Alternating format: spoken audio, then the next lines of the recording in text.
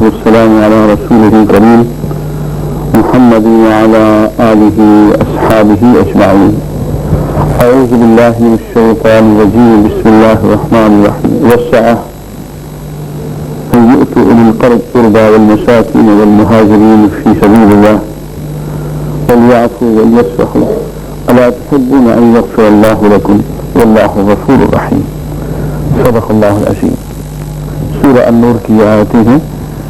سورہ النور ابھی ہم نے نہیں پڑھی، لیکن ابھی اور آیتیں آ رہی ہیں، جب ہم نے پڑھی ہیں وہ سب اسی میں آ جائیں گی. موضوع آج جو میں اختیار کر رہا ہوں وہ عفو و درگزر ہے. معاف کر دینا. ہم نے انجیل میں پڑھا کہ اپنے دشمن سے پیار کر، لیکن انجیل میں ہمیں اس کی مثالیں، عملی مثالیں نہیں مل سکی. نصیحت تو ہے، لیکن ایسا موقع حضرت عیسیٰ علیہ السلام کو میسر نہ آیا کہ وہ اپنے دشمنوں پہ قابو پا لیتے اور دشمنوں کو معاف کر دیتے. اس کے برعکس اللہ کی مشیت یہ تھی کہ ظاہری اسباب میں دشمن ان پہ غلبہ پا لیں اور ان کو سزائے موت سنا دیں. اس کے برعکس حضور اکرم صلی اللہ علیہ وآلہ وسلم کی سیرت طیبہ میں ایک بہت ہی ابھری ہوئی بات جو ہمیں نظر آتی ہے وہ یہ ہے کہ اللہ تعالی نے آپ کو اپنے دشمنوں پہ مکمل قابو عطا فرمایا، مکمل غلبہ عطا فرمایا، اور آپ نے عفو و درگزر کی جو مثال قائم فرمائی اس کی کہیں مثال نہیں ملتی. اب یہ جو آیت ہے پہلے تو اس سے چلے. اللہ تعالیٰ کا حکم ہے کہ وہ لوگ جنہیں اللہ نے فضل دیا ہے، وسعت دی ہے، مال و دولت دی ہے، وہ اپنے رشتہ داروں، مسکینوں اور اللہ کے راستے میں ہجرت کرنے والوں کے ساتھ خرچ میں کمی نہ کریں. انہیں چاہیے کہ معاف کر دیں، درگزر کریں. کیا تم نہیں چاہتے ہو کہ اللہ بھی تمہیں معاف کر دے؟ تم معاف نہیں کرتے ہو تو اللہ سے معافی کس طرح طلب کرتے ہو؟ تم بھی معاف کر دیا کرو، اللہ بھی تمہیں معاف کرے گا. اللہ غفور رحیم ہے. اب یہ آیات سورہ النور کی ہے اور یہ واقعہ عفق کے نتیجے میں آتی ہے.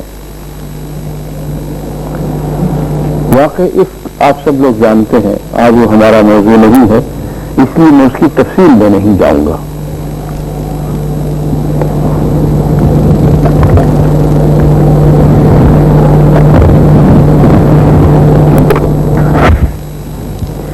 صرف اشارتاً عرض کر دیتا ہوں کہ غزوہ بنی مصطلق میں سیدہ عائشہ رضی اللہ تعالی عنہا حضور کے ہم رکاب تھی. ان کا صبح کی نماز کے وقت ان کا ہار گم ہو گیا تو وہ ہار ڈھونڈنے کے لیے اس طرف گئی جہاں وہ رفع حاجت کے لیے گئی تھی، اور اتنے میں قافلہ چل دیا. واپس جب آئی تو حضور اکرم صلی اللہ علیہ وسلم میں اپنے صحابہ کے وہاں سے جا چکے تھے. لوگوں نے یہ عائشہ بہت ہلکے جسم کی تھی، وزن کم تھا، انہوں نے آپ کے عہدے کو اٹھایا اور اٹھا کے اونٹ پہ رکھا. ان کے خیال یہ تھا کہ سیدہ عائشہ عہدے کے اندر موجود ہے، چل پڑے. حضور اکرم صلی اللہ علیہ وسلم کا طریقہ یہ تھا کہ آپ لشکر کے پیچھے ایک آدمی ہمیشہ رکھا کرتے تھے ایک فاصلے پہ رہتا تھا،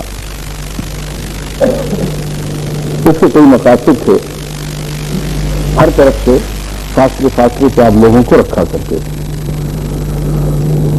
جب لشکر روانہ ہو جاتا تھا تو پیچھے سے ایک آدمی آتا تھا، اور کوئی چیز اگر رہ گئی ہو، سامان یا کوئی چیز یا کوئی فرد، تو اس کو راستے کا پتہ ہوتا تھا، وہ ساتھ لے کے آ جاتا تھا۔ اب جو لشکر روانہ ہو گیا تو سیدہ عائشہ کو پتہ تھا اس بات کا کہ یا آگے چل کے انہیں پتہ چل جائے گا تو میں نہیں تو لوٹ آئیں گے، یا پیچھے سے جو آدمی آ رہا ہے وہ لے کے چلا جائے گا۔ تو پیچھے سے جب ایک آدمی آیا تو اس نے دیکھا کہ سیدہ عائشہ رضی اللہ تعالی عنہا بیٹھی ہوئی ہیں، اور آپ نے وہ تو انہوں نے خود وہ اونٹ سے اتر پڑے اور انہوں نے اونٹ پہ سیدہ عائشہ کو بٹھا دیا اور لے کے لشکر سے مل گیا۔ اب یہ نظارہ جب منافقین نے دیکھا کہ سیدہ عائشہ جو ہے غیر مرد کے ساتھ اونٹ پہ آ رہی ہیں، تو انہوں نے سیدہ عائشہ پہ بدترین بہتان لگا دی اور اس بات کو منافقین نے پھیلایا۔ عبداللہ بن ابی نے یہ بات دھری، یہ منافقین کا سردار تھا، اور اس نے لوگوں نے یہ بات پھیلائی۔ اس میں افسوس کی بات یہ ہے کہ وہ لوگ جو نیک خصلت مومن تھے، سچے مومن تھے، وہ بھی اس پروپیگنڈے میں آ گئے، اور منافقین اگر یہ بات کہتے تو شاید حضور کو اس قدر غم نہ ہوتا، لیکن جب صحابہ نے بھی یہ بات اپنے منہ سے کہنا شروع کر دی تو حضور کو اس بات کا بہت غم ہوا۔ حضور نے اس معاملے میں تحقیق فرمانے کی کوشش کی کہ اصل معاملہ کیا ہے، لیکن بات کا کوئی سرا آپ کے ہاتھ میں نہ آیا، اور یہ بات سیدہ عائشہ کو جب معلوم ہوئی تو وہ غم سے نڈھال ہو کے اپنے والدین کے ہاں چلی گئی، حضرت ابو بکر صدیق کے ہاں، اور حضور کو انہوں نے اس عرصے کے لیے حضور کے گھر سے رخصت ہو گئے۔ 1 مہینہ اسی کرب میں گزر گیا، حتیٰ کہ چند آیات نازل ہوئی سیدہ عائشہ رضی اللہ تعالی عنہا کی برات میں، تو وہ بری ہیں اور اس قسم کا تمہیں گمان نہیں کرنا چاہیے تھا، اس قسم کی بات نہیں پھیلانی چاہیے تھی، تہمت لگائی گئی، اور تمہیں یہ چاہیے تھا کہ جب تم نے یہ بات سنی لولا اذ سمعتموہ، جب تم نے یہ بات سنی تو ایسا کیوں نہیں ہوا کہ تم کہتے سبحانک ھذا بہتان عظیم، اے اللہ پاک کہ تیری ذات ہے لیکن یہ بہتان عظیم ہے، ہم یہ ماننے کو تیار نہیں ہیں۔ اس میں ایک خوبصورت واقعہ ایک صحابی کا ہے، اور سچی بات یہ ہے کہ حضور کی تربیت یہی تھی۔ ایک صحابی سے جب اس کی بیوی نے کہا کہ بھائی یہ تو مدینے میں تو یہ خبر پھیلی ہوئی ہے، تو اس صحابی نے یہ کہا کہ مجھے ایک بات بتاؤ، اگر تم لشکر سے پیچھے رہ جاتی اور لشکر سے پیچھے آنے والا شخص تمہیں اپنے اونٹ پہ لے کے آ جاتا تو کیا تم سے گناہ سرزد ہوتا؟ توبہ میں تو کبھی نہ کرتی، تو پھر ام المؤمنین کے بارے میں یہ سوچ رہی ہو، تمہیں شرم نہیں آتی؟ میں یہ کہتا ہوں کہ اگر میں پیچھے آ رہا ہوتا اس شخص کی جگہ جو پیچھے آیا ہے اور سامنے ام المؤمنین بیٹھی ہوتی سیدہ عائشہ، تو میرے دھیان میں اور گمان میں بھی کبھی گناہ کا تصور نہیں آ سکتا تھا، اور وہ شخص جو پیچھے آیا ہے وہ تو میرے مقابلے میں کہیں زیادہ متقی ہے، میں اس کے بارے میں کیسے سوچوں، اور تو سیدہ عائشہ کے بارے میں کیسے سوچ رہی ہے؟ توبہ کر، آئندہ کسی کی بات نہیں کرنی لانی۔ اس میں ایک بہت حیران کن واقعہ یہ پیش آیا کہ اس تہمت کو پھیلانے میں جو شخص سب سے زیادہ آگے تھا وہ تھا مصطح بن اساس رضی اللہ تعالی عنہ. نیک صادق سچا مومن مگر بیوقوفی میں آ کے اس نے بھی جو منافقین کہہ رہے ہیں وہی کہنا شروع کر دی. غضب یہ تھا کہ مصطح بن اساس وہ شخص تھا جس کو سیدنا ابو بکر صدیق رضی اللہ تعالی عنہ اس کے پورے گھر کا خرچہ دے رہے تھے. اور آپ غور فرما رہے ہیں اس بات سے کہ نہیں؟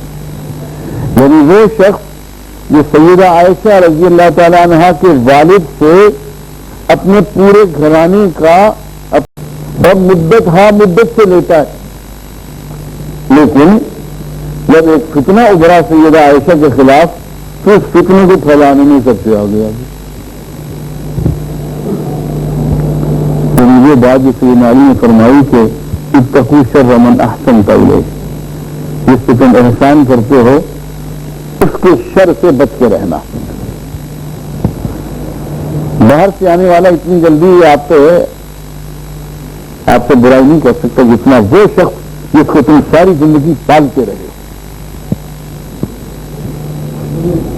یہ مصطح بن اساس وہ شخص تھا جس کو ابو بکر صدیق زندگی بھر اس کو ہی نہیں اس کے بیوی بچوں کو بھی پالتے رہے. اب جب یہ بات ہو مصطح بن اساس سے یہ جرم ثابت ہو گیا اور اس کو 80 کوڑے کی سزا بھی مار دی گئی. بہتان میں شریک ہو گیا. بہتان ایک آدمی سے کہتا پھر رہا، پکڑا گیا. اس نے اقرار کر لیا کہ ہاں یہ بات تو میں نے کئی جگہ کہی ہے لیکن میں کیسے کہی بغیر ثبوت کے.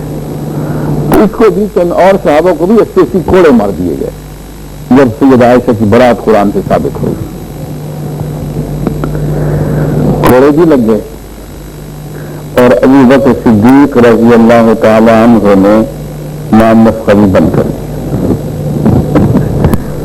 ہنس ہوا کہ زندگی بھر میں خدمت کرتا رہا، میں نام نفقہ دیتا رہا اس کا، اس کے بیوی بچوں کا، اور میری بیٹی کے بارے میں ظالم نے یہ بات کہہ دی اور پھیلا دی.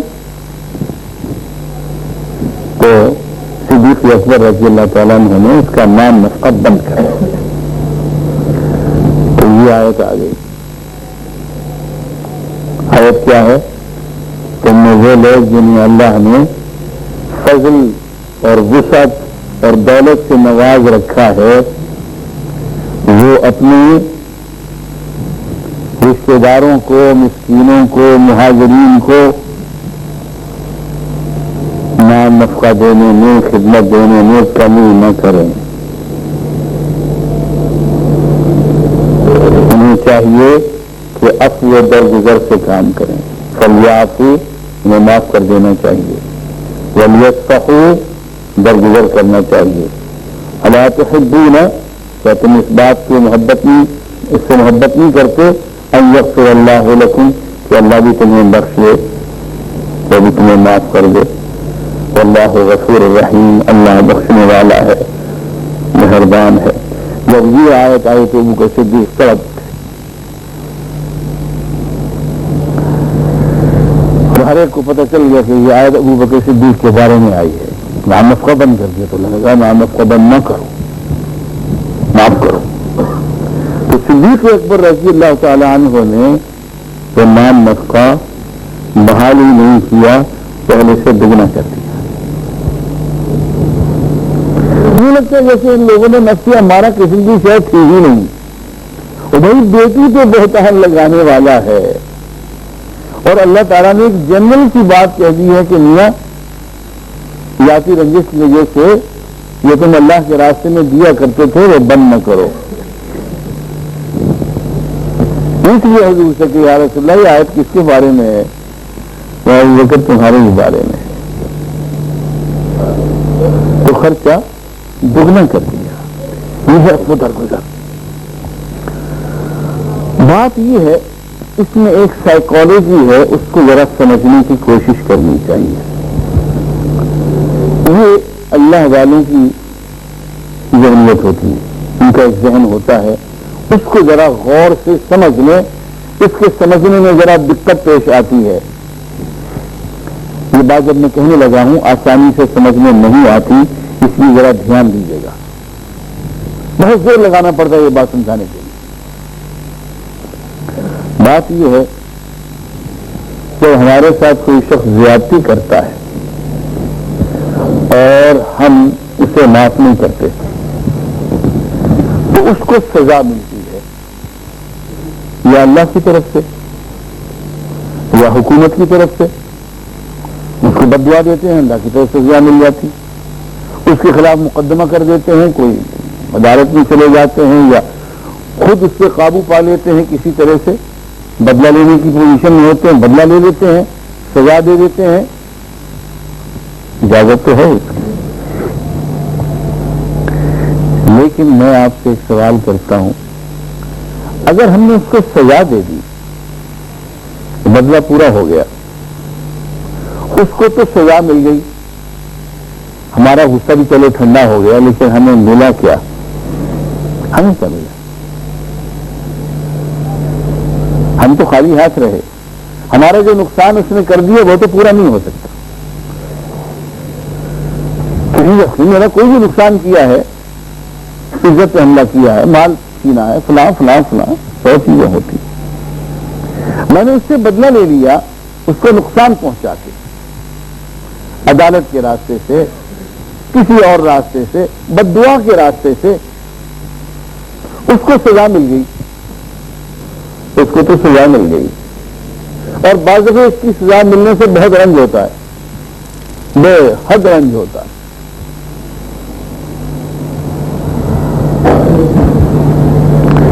ایک شخص نے، بہت پرانی بات ہے، ایک خط لکھ دیا آڈیٹر جنرل کو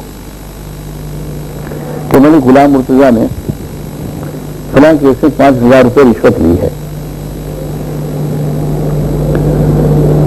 وہ خط آڈیٹر جنرل صاحب کا ویسے جو ہے کہ میری طرف آ گیا، آڈیٹر جنرل صاحب مجھے جانتے تھے کہ یہ رشوت کیا لے گا بیچارہ، اس قابل ہی نہیں ہے۔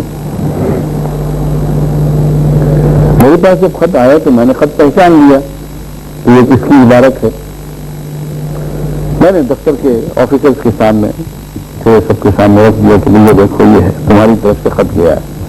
انہوں نے کہا جی ہم تو آدمی پہچان لیتے ہیں ابھی، میرا جی ہم تو حلف اٹھائیں گے۔ ضد کی انہوں نے، میں نے روک کر ضد کی، انہیں حلف اٹھایا کہ اگر ہم نے یہ لکھا ہو خط، ہمیں اس کے بارے میں علم ہو تو ہمیں یہ سزا ہو۔ اب وہ شخص بھی آ گیا، اس کا ناصر محمود اس کا نام تھا، بہت پڑھا لکھا بچہ تھا وہ، یہ ڈیفینس آڈٹ کی بات کر رہا ہوں، یہ لاہور کے دفتر، اس نے بھی آ کے حلف اٹھا لیا۔ سب اس کا چہرہ دیکھتے رہے، اس کو روکتے رہے کہ دیکھو تم حلف نہ اٹھاؤ۔ اس نے بھی وہی حلف اٹھا لیا، قرآن پہ ہاتھ رکھ کے، اللہ اکبر۔ اگلے ہی دن اس کو ہارٹ اٹیک ہوا بیچارے کو، اور مرتے وقت اس نے یہ وصیت کی کہ میرا جنازہ ملے غلام مرتضیٰ پڑھائیں گے، اور اعتراف کر دیا اس نے کہ میں نے کل جو حلف اٹھایا ہے میں بچ نہیں سکوں گا۔ ختم ہو گیا بیچارہ۔ اب اس شخص کے مرنے سے جو مجھے رنج ہوا ہے، جس طرح سے میں تڑپا ہوں کہ یار ہوتے ہیں لوگ تو فن میں تباہ کے لیے بھی لکھ دیتے ہیں خط، ظالم تو یہ حلف اٹھانے کی کیا ضرورت ہے؟ ہم نے کب کہا تھا تم حلف اٹھاؤ؟ فوت ہو گیا بیچارہ، جنازہ میں نے پڑھایا، لیکن اس دن مجھے محسوس ہوا کہ وہ شخص جو آپ کا مخالف ہے، اگر اس کا بھی نقصان ہو جائے، اس پہ عذاب آ جائے تو بھی رنج ہوتا ہے، دکھ ہوتا ہے انسان کو۔ تو یار پھر صحیح طریقہ کیا ہوا؟ صحیح طریقہ یہ ہے کہ اس کے قصور کو، اس کی زیادتی کو اللہ کی رضا کے لیے، اور اس خیال سے کہ اس کا تعلق محمد الرسول اللہ صلی اللہ علیہ وسلم کی امت سے ہے، کیونکہ حضور کا امتی ہے، میں حضور کے نام پہ اس کو معاف کرتا ہوں تاکہ حضور کی آنکھیں ٹھنڈی ہوں۔ اب اس سے کیا ہوگا؟ وہ تو نقصان سے بچ جائے گا۔ آپ نے اس کو معاف کر دیا، وہ بچ جائے گا، لیکن جو کریڈٹ آپ کو ملے گا، اس کا جو اجر آپ کو ملے گا، اس کا آپ کو اندازہ نہیں ہے۔ اچھا اتنا بڑا جرم معاف کیا، اس وقت اللہ کی رحمت جو ہے نا جس قدر جوش میں آتی ہے کہ اللہ میں تیری رضا کے لیے معاف کر رہا ہوں، تو اس کی رضا جوش میں آتی ہے۔ اس لیے میں آپ سے عرض کروں کہ کوشش یہ کیا کریں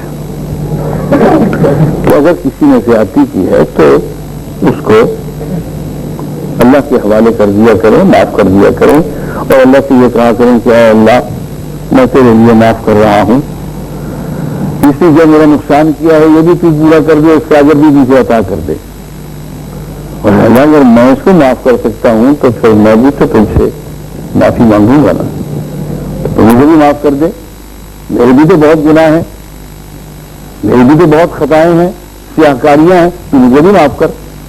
یہ ایک ذہن ہے جو حضور اکرم صلی اللہ علیہ وسلم نے صحابہ میں پیدا کیا۔